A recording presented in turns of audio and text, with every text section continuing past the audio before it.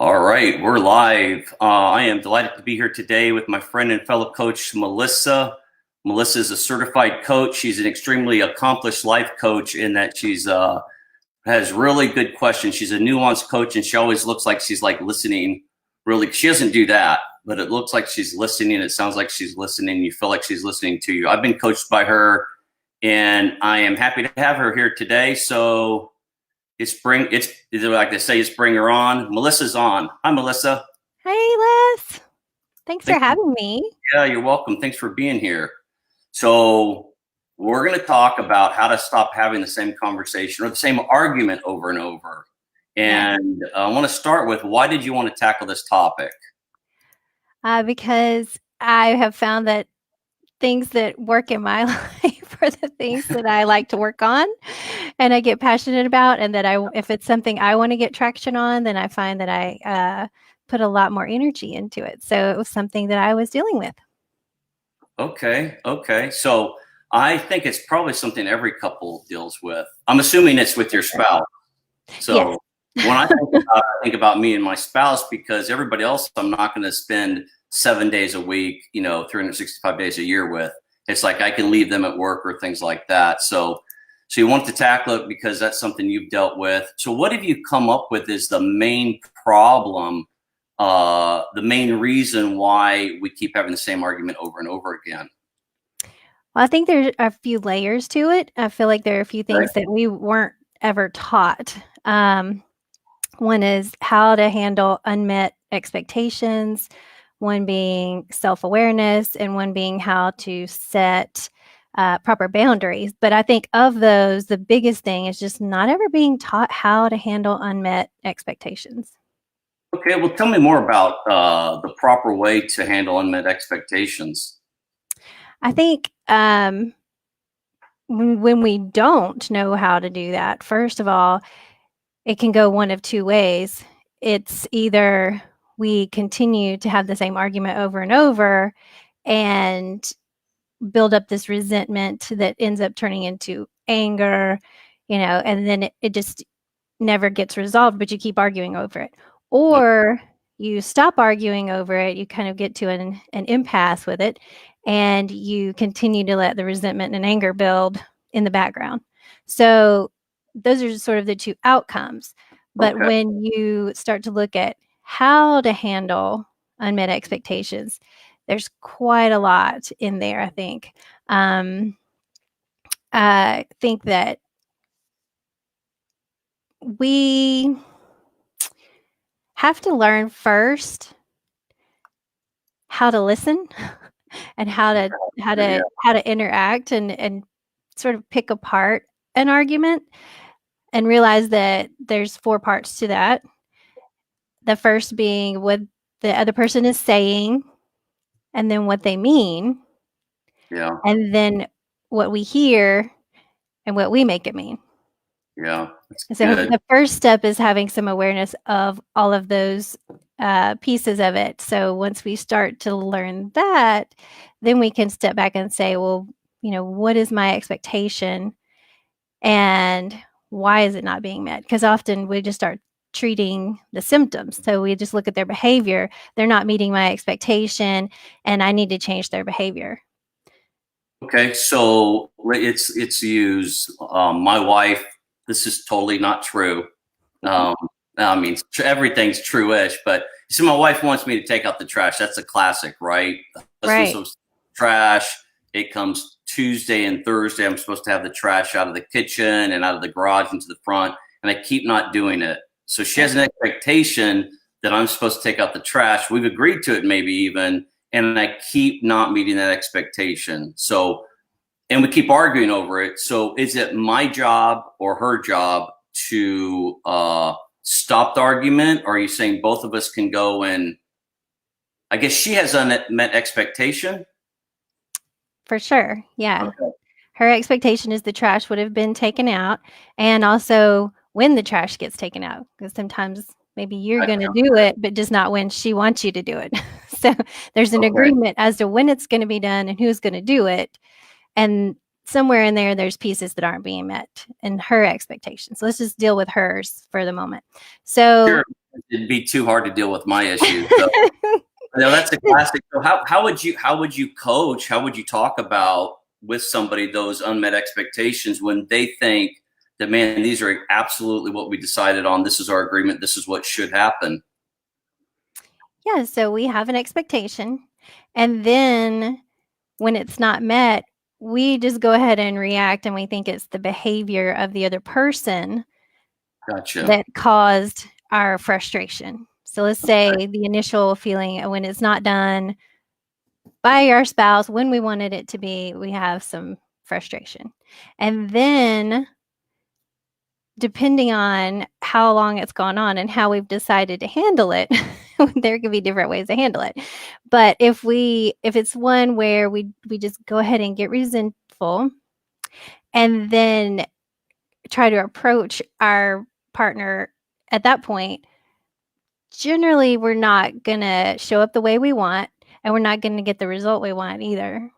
So if we just take a step back before we react and say, why is he maybe not taking out the trash when I thought he would? Is there some reason, is there a reason that I want him to do it? Could I do it? Should I do it? Stopping and asking ourselves a few questions can get us just to some awareness to say, look, okay, this resentfulness I feel is not because he didn't take out the trash. It's because I'm thinking that he should. So, yeah, because you had said, I think we think the behavior of the other person is causing our frustration, but it's really our thoughts that are causing it. So a person who has unmet expectations really has to become aware. That's where awareness comes in, of their thoughts, of their feelings and of their thoughts. And is that where it comes in, where it's like, so me taking out the trash, I'm not saying anything, but it can sound really loud, like I'm saying something really loud to my wife if I don't take out the trash. Right. And another thing that I like to show my clients is that how do you feel if your partner does take out the trash without you asking when you thought they would? And when they attribute that behavior to that good emotion that they feel, and I have to point out, no, it's not their good behavior. And meeting that expectation that gave you the good feelings, it was just your thoughts that, hey, they're doing what I thought they should do when I thought they should do it. And then you have the good feeling, and so you're giving them credit for both when they do it wrong and when they do it right. So you're giving them credit for their behavior, making you feel happier that you feel mad. So I love the trash analogy too, because it is the classic one. But right now we have a 13-year-old who we tell to take out the trash, and she just, she's on her phone now. So we're like, put it in your phone, get all the trashes on Sunday before you go to bed, and put it out in the trash. And she does it every once in a while. But so when that person that person is saying what they mean by what they're saying, what we hear them saying, and what we hear that it means. That's fascinating. Those are all four different things. So when somebody takes out the trash, they're saying something about their communication, their marriage, their relationship, and then they mean something by it. And maybe they just mean they don't want to do it. They didn't do it. They got busy. But then the person that's hearing it, they hear something different and they put meaning and motive to it. Is that?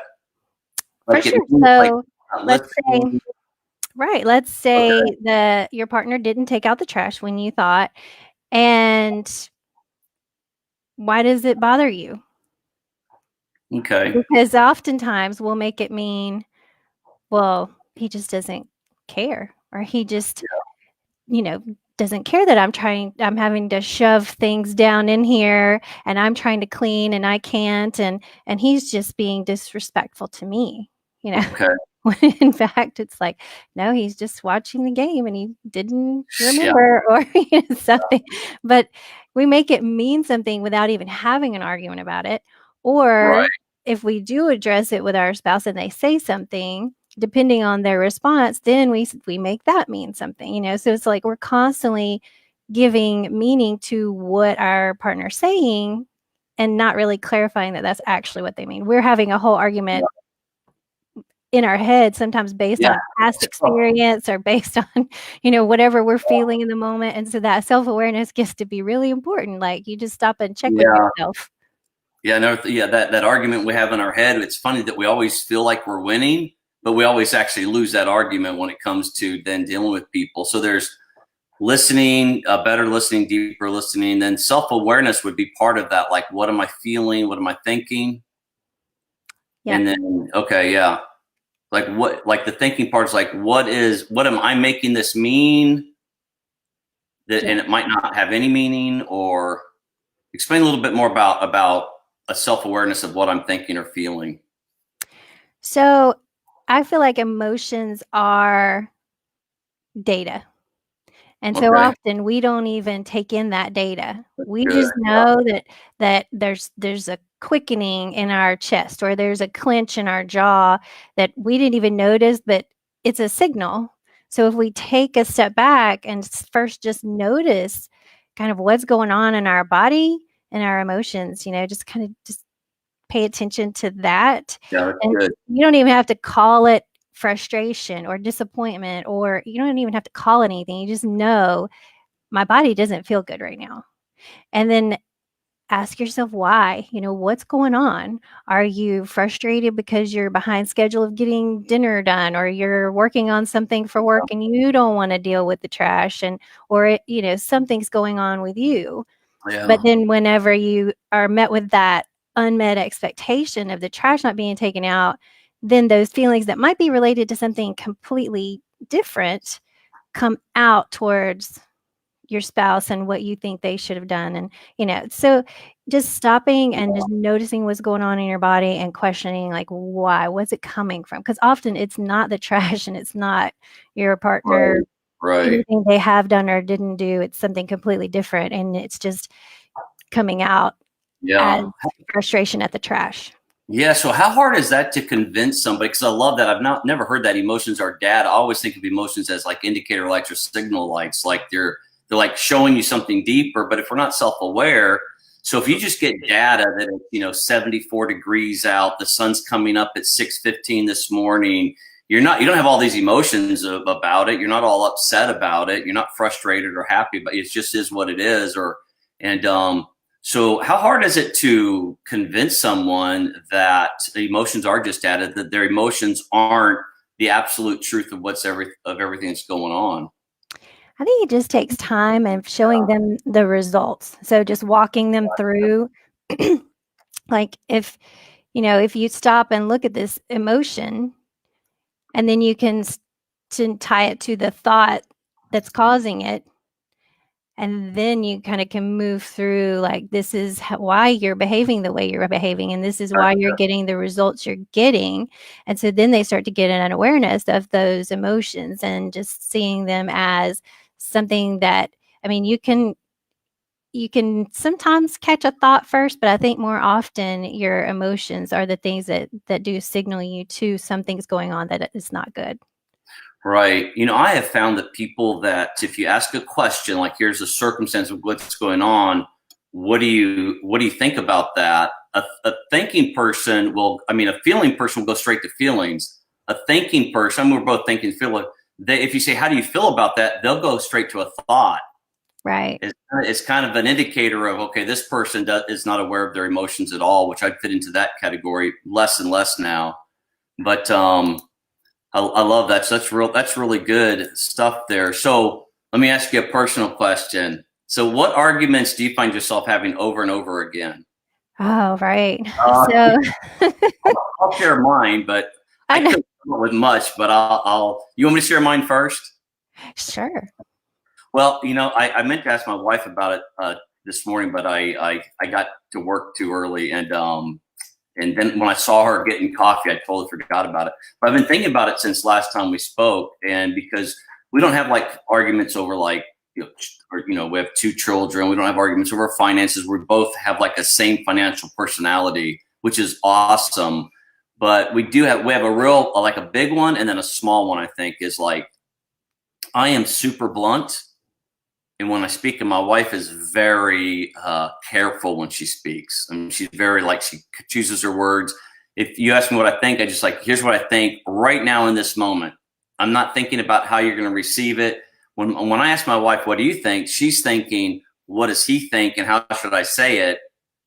and how can I like mitigate anything that might go on? And so that's been something we've argued about for 30, probably not 34 years, not constantly. So that's like a big underlying one I found, which was pretty interesting. But then we argue about dinner time.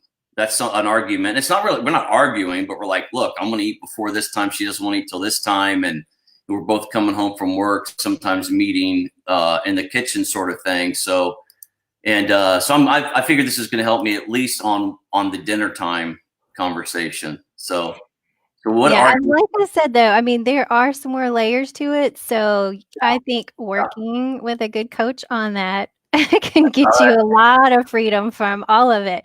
But sometimes it's hard to see our own mind and how we're having the argument all by ourselves. Like I mentioned earlier, that's one of mine around dinner time. I have a whole argument going on in my head about what he's thinking, about what he's doing, about what he's wanting me to do. And it's like, yeah, whoa, slow down, and I've really had to do that, especially right now since we're eating home more often yeah, and we have to plan a little more, and I hate planning meals, and he's not a fan of it either, and so deciding who's gonna do it and when, and, you know, sometimes when he's expecting me to do it and I'm not, so we have a lot of dinner drama. Like, I've tried to get my kids to make dinner a couple nights just to take the pressure off of us right. for at least 2 nights, but, It's a but good no, dinner strategy.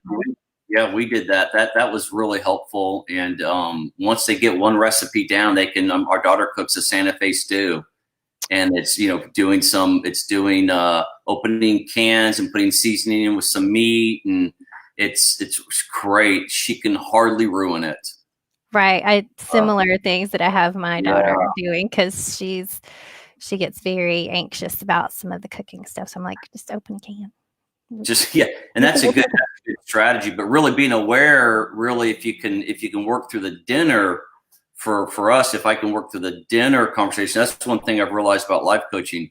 As you get the skill, you get the awareness, you get your emotions as data and stuff like that. You begin to then not only solve the deeper issue of dinner time, but then you actually get skills to solve all the other arguments. And I think a lot of the other arguments you keep having that you don't even know you're having then come to light, and you're not afraid of them because now I have skills to resolve them.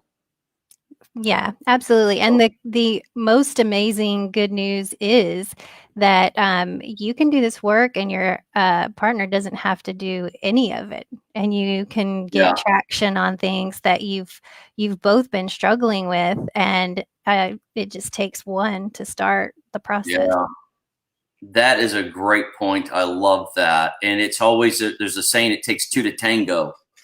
It takes two people, something like that, but it really doesn't. One person stopping the dance is really helpful. That cuts down a lot of drama because you never think of drama being just one person. It's always two people. And so we love to get in the drama of other people. We've kind of gone over the solution. I just want to end with this. So just give me what's the solution? How can I stop having the same argument over and over again with my wife?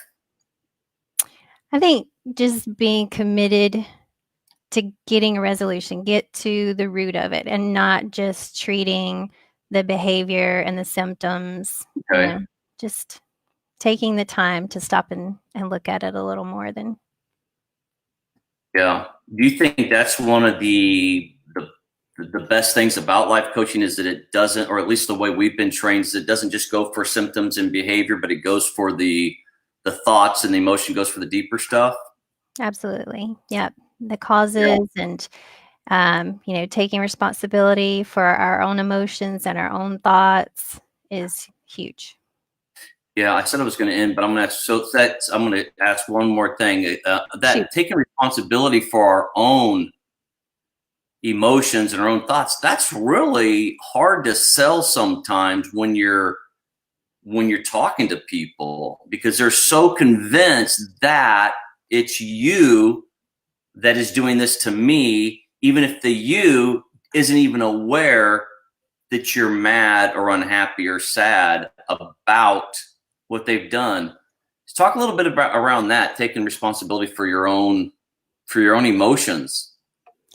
Yeah, I agree. It is sometimes a very hard sell because Okay. especially after you've been married for, 15, 20 years, you are for certain that the reason you feel so mad Yeah. is because your partner has done XYZ, and Yeah. continues to do it, and there's nothing you can do about it. And sometimes that, your brain is really good at being efficient, feeling those feelings over and over and over again and over all of those years. So sometimes it does take a couple of sessions before somebody really Yeah. starts to believe that, oh, I really am creating this inside myself. I really am causing myself all this pain. It's not, it is a hard sell at times, but Yeah. I think you are able to show people in their results, how they're getting them. And Yeah. if you can, like I said, sometimes it's really good to show them or, to show our clients that even when you feel good about something somebody does, that they don't get credit for Yeah. that either. You That's created right. that too. So, and then when Right. when you show that and they're like, "Oh," you know? So Yeah. it it is a little bit difficult at times, but just working through it a couple of times and showing them, it's really hard to uh, fight it after you've seen it kind of in black and white in a coaching session. But yeah. It is. I was working with a client, and he's pretty real level, like even killed, like not up here, not down here. And it took about 4 months, and I always working on what are you thinking, sort of thing specific. It's more a mentor coaching thing that I'm doing. And then I'm like, it's going well. It's going really well. He's really appreciative. And then he sent me a really long email about him and his wife, newly pretty new. When you've been married 30 something years, everybody's newly married, uh, Right. 20 years and below. But it was really interesting because here's all this time I've taken with him about life and about some success areas, and then here's the one deeper area. And I started teaching more and more on you're responsible for how you feel when she says something. And about the third time around, I thought he was confused the whole time. When I got on with him last week, he was happier than I've ever seen him. And he was shocked with how he leapt from this is happening to me to somebody's hurting me, somebody's being mean to me, somebody's being bad to me, and how it made him feel and drove him all the time. And he talked to him about how hard it was, but how wonderful it was also. It's like I finally have a tool, but it's painful when it's worked on me. So, and I know you do that. So how can people get a hold of Melissa? Well, my website is melissacaveneycoaching.com. So, Okay. And I did go on your Facebook page. It looks really good. I know she had a lot of really good looking blogs there too. So yeah, my Facebook page is something that I kind of tinker with my things that I'm learning, just for me as my own client. right, So that's sort of my journey of things that I've been learning. right. But then my website is more about the services that I can offer. Yeah. And I love that about how we life coaches. We do a lot of self-coaching, but we also get a lot of help from other life coaches. For sure. And yeah, I've always thought the life coach should be the most life coach person in the room. Yeah. And it's a ridiculous amount of life coaching it takes. I did the life coaching I've done it for like 5 months or since I don't know when for the each week that I get. And I never talked about my marriage because I'm like, how does somebody that's like looks like they're 15 years old help me? But it was amazing the first time I got on, and they did exactly what you said. It was just I started laughing. I was like, this is like I try to teach this and explain this to people, and here it is being taught back to me in really fast. In minutes, I understood it, and it really proved to be really true and valuable. So I agree. People get coaching and get some coaching with Melissa. Yeah. All And right, one thing that I do tell everybody is that it is something that you can probably work through on your own over time, but working with a coach cuts that time tremendously. And sometimes it's just really hard to get in and solve a problem in your own brain because that's where it was created to begin with. So Yeah, just that's great. It's so true. All right, Melissa, thanks thanks, for Les. being here. Thank All you. right. Bye, everybody on Facebook. Thanks for being here.